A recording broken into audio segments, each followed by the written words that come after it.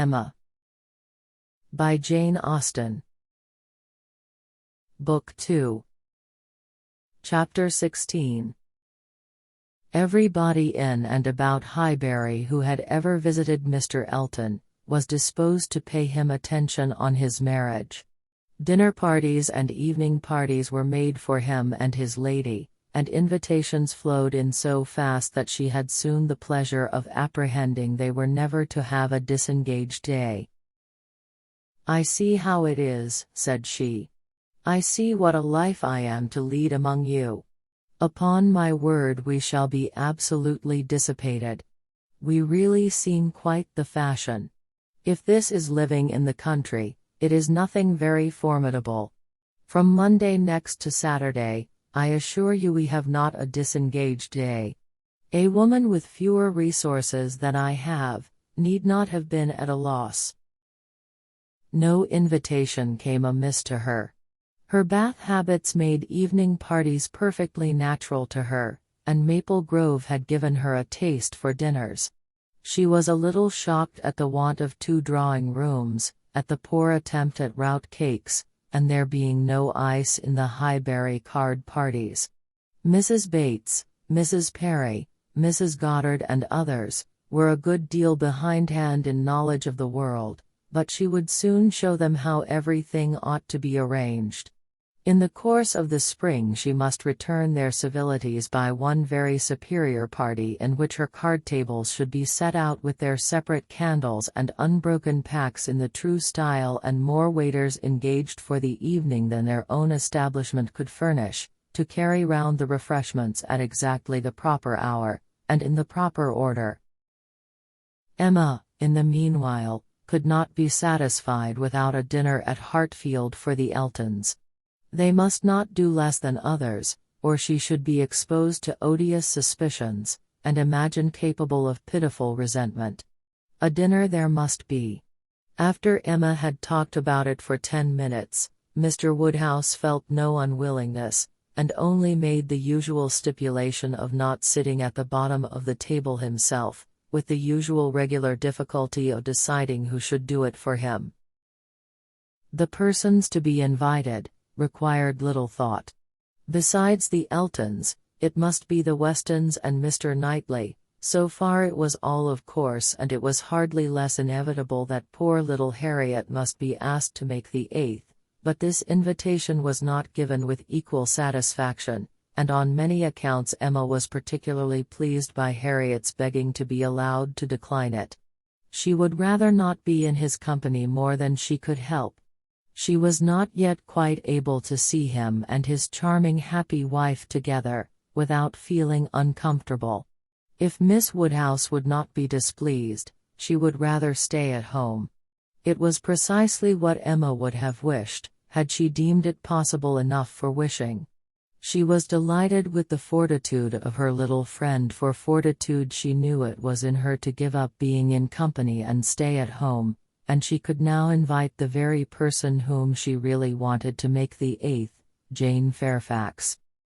Since her last conversation with Mrs. Weston and Mr. Knightley, she was more conscience-stricken about Jane Fairfax than she had often been. Mr. Knightley's words dwelt with her. He had said that Jane Fairfax received attentions from Mrs. Elton which nobody else paid her. "This is very true," said she, "at least as far as relates to me, which was all that was meant, and it is very shameful. Of the same age and always knowing her, I ought to have been more her friend. She will never like me now. I have neglected her too long. But I will show her greater attention than I have done." Every invitation was successful. They were all disengaged and all happy. The preparatory interest of this dinner, however, was not yet over. A circumstance rather unlucky occurred. The 2 eldest little Knightleys were engaged to pay their grandpapa and aunt a visit of some weeks in the spring, and their papa now proposed bringing them, and staying one whole day at Hartfield, which one day would be the very day of this party. His professional engagements did not allow of his being put off, but both father and daughter were disturbed by its happening so.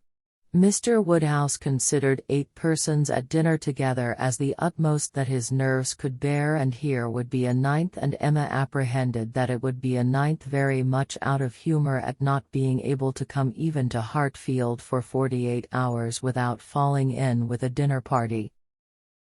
She comforted her father better than she could comfort herself, by representing that though he certainly would make them 9, yet he always said so little, that the increase of noise would be very immaterial.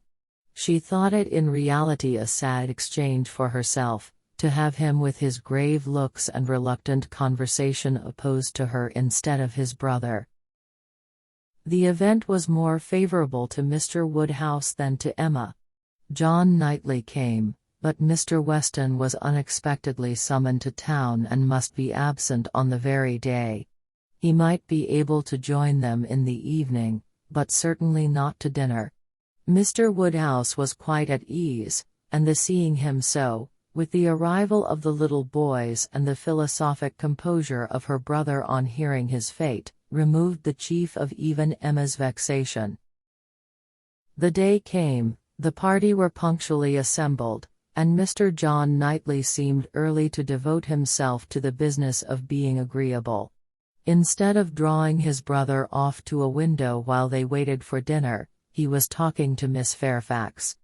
Mrs. Elton, as elegant as lace and pearls could make her, he looked at in silence, wanting only to observe enough for Isabella's information, but Miss Fairfax was an old acquaintance and a quiet girl, and he could talk to her. He had met her before breakfast as he was returning from a walk with his little boys, when it had been just beginning to rain. It was natural to have some civil hopes on the subject, and he said, "I hope you did not venture far, Miss Fairfax, this morning, or I am sure you must have been wet. We scarcely got home in time.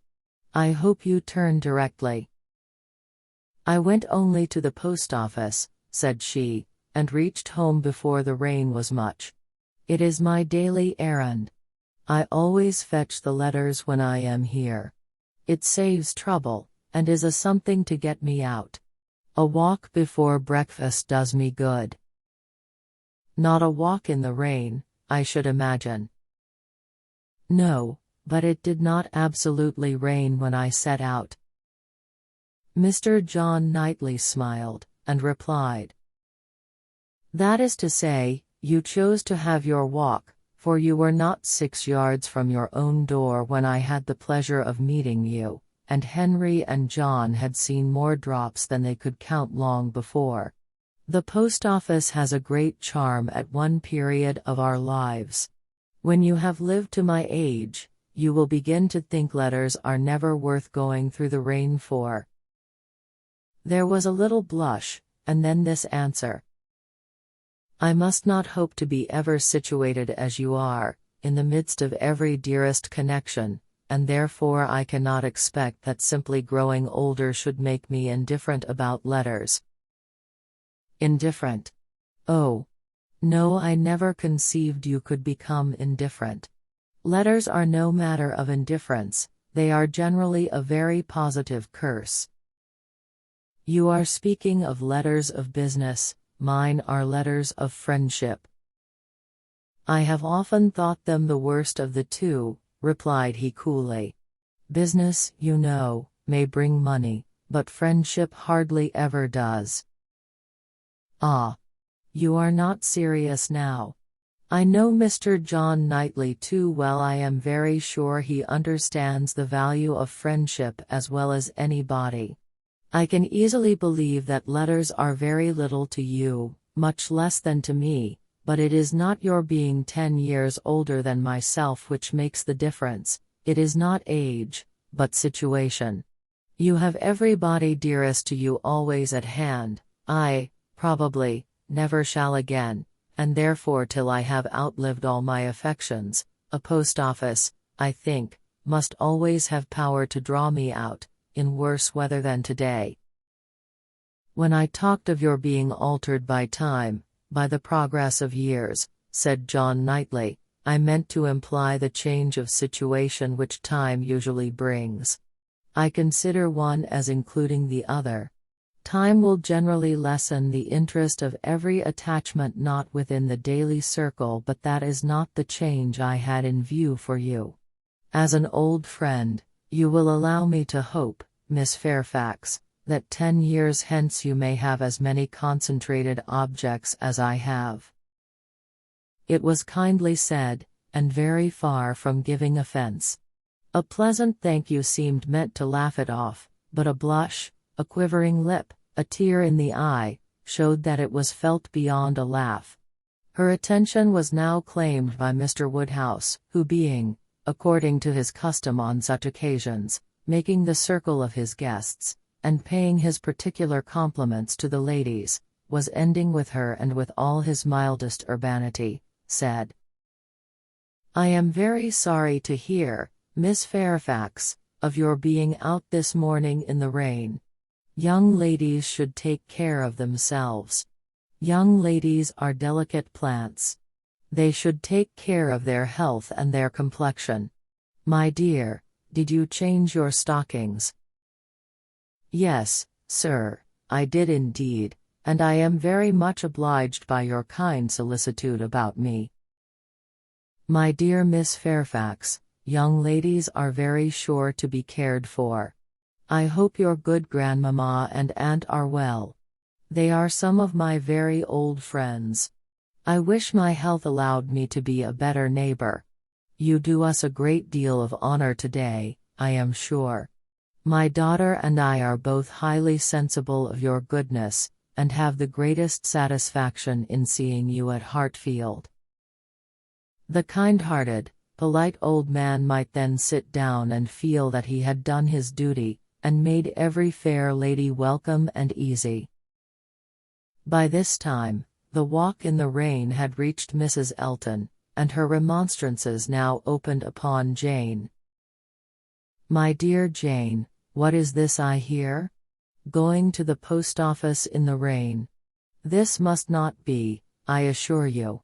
You sad girl, how could you do such a thing? It is a sign I was not there to take care of you." Jane very patiently assured her that she had not caught any cold. "Oh, do not tell me. You really are a very sad girl, and do not know how to take care of yourself. To the post office indeed. Mrs. Weston, did you ever hear the like? You and I must positively exert our authority." "My advice," said Mrs. Weston kindly and persuasively, "I certainly do feel tempted to give. Miss Fairfax, you must not run such risks. Liable as you have been to severe colds, indeed you ought to be particularly careful, especially at this time of year. The spring I always think requires more than common care. Better wait an hour or two, or even half a day for your letters, than run the risk of bringing on your cough again. Now do not you feel that you had? Yes, I am sure you are much too reasonable. You look as if you would not do such a thing again." "Oh, she shall not do such a thing again," eagerly rejoined Mrs. Elton.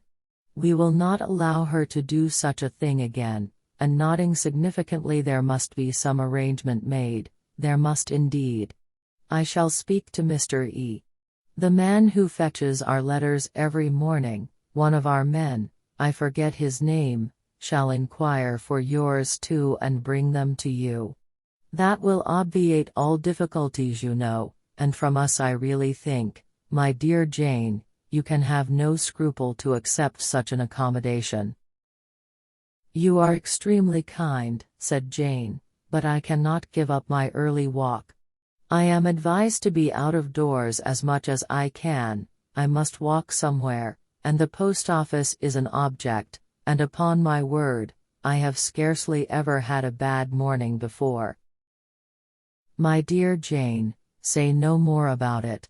The thing is determined, that is," laughing affectedly, "as far as I can presume to determine anything without the concurrence of my lord and master. You know, Mrs. Weston, you and I must be cautious how we express ourselves. But I do flatter myself, my dear Jane, that my influence is not entirely worn out. If I meet with no insuperable difficulties, therefore, consider that point as settled." "Excuse me," said Jane earnestly, "I cannot by any means consent to such an arrangement, so needlessly troublesome to your servant. If the errand were not a pleasure to me, it could be done, as it always is when I am not here, by my grandmammas." "Oh, my dear, but so much as Patty has to do. And it is a kindness to employ our men." Jane looked as if she did not mean to be conquered, but instead of answering, she began speaking again to Mr. John Knightley. "The post office is a wonderful establishment," said she, "the regularity and dispatch of it. If one thinks of all that it has to do, and all that it does so well, it is really astonishing. It is certainly very well regulated. So seldom that any negligence or blunder appears. So seldom that a letter, among the thousands that are constantly passing about the kingdom, is even carried wrong, and not one in a million, I suppose, actually lost. And when one considers the variety of hands, and of bad hands too, that are to be deciphered, it increases the wonder. The clerks grow expert from habit. They must begin with some quickness of sight and hand, and exercise improves them. If you want any farther explanation," continued he, smiling, "they are paid for it. That is the key to a great deal of capacity. The public pays and must be served well." The varieties of handwriting were farther talked of, and the usual observations made. "I have heard it asserted," said John Knightley, "that the same sort of handwriting often prevails in a family, and where the same master teaches, it is natural enough. But for that reason, I should imagine the likeness must be chiefly confined to the females, for boys have very little teaching after an early age, and scramble into any hand they can get. Isabella and Emma, I think, do write very much alike. I have not always known their writing apart." "Yes," said his brother hesitatingly, "there is a likeness. I know what you mean, but Emma's hand is the strongest." "Isabella and Emma both write beautifully," said Mr. Woodhouse, "and always did. And so does poor Mrs. Weston," with half a sigh and half a smile at her. "I never saw any gentleman's handwriting," Emma began, looking also at Mrs. Weston, but stopped, on perceiving that Mrs. Weston was attending to someone else, and the pause gave her time to reflect. "Now, how am I going to introduce him? Am I unequal to speaking his name at once before all these people? Is it necessary for me to use any roundabout phrase? Your Yorkshire friend, your correspondent in Yorkshire, that would be the way, I suppose, if I were very bad. No, I can pronounce his name without the smallest distress. I certainly get better and better. Now for it." Mrs. Weston was disengaged, and Emma began again. "Mr. Frank Churchill writes one of the best gentleman's hands I ever saw." "I do not admire it," said Mr. Knightley. "It is too small, wants strength. It is like a woman's writing." This was not submitted to by either lady. They vindicated him against the base aspersion. No, it by no means wanted strength. It was not a large hand, but very clear and certainly strong. Had not Mrs. Weston any letter about her to produce? No, she had heard from him very lately, but having answered the letter, had put it away. "If we were in the other room," said Emma, "if I had my writing desk, I am sure I could produce a specimen. I have a note of his. Do not you remember, Mrs. Weston, employing him to write for you one day? He chose to say he was employed dash. Well, I have that note, and can show it after dinner to convince Mr. Knightley." "Oh, when a gallant young man, like Mr. Frank Churchill," said Mr. Knightley dryly, "writes to a fair lady like Miss Woodhouse, he will, of course, put forth his best." Dinner was on table. Mrs. Elton, before she could be spoken to, was ready, and before Mr. Woodhouse had reached her with his request to be allowed to hand her into the dining parlor, was saying, "Must I go first? I really am ashamed of always leading the way." Jane's solicitude about fetching her own letters had not escaped Emma. She had heard and seen it all, and felt some curiosity to know whether the wet walk of this morning had produced any. She suspected that it had, that it would not have been so resolutely encountered but in full expectation of hearing from someone very dear, and that it had not been in vain. She thought there was an air of greater happiness than usual, a glow both of complexion and spirits. She could have made an inquiry or two, as to the expedition and the expense of the Irish mails. It was at her tongue's end, but she abstained. She was quite determined not to utter a word that should hurt Jane Fairfax's feelings, and they followed the other ladies out of the room, arm in arm, with an appearance of goodwill highly becoming to the beauty and grace of each.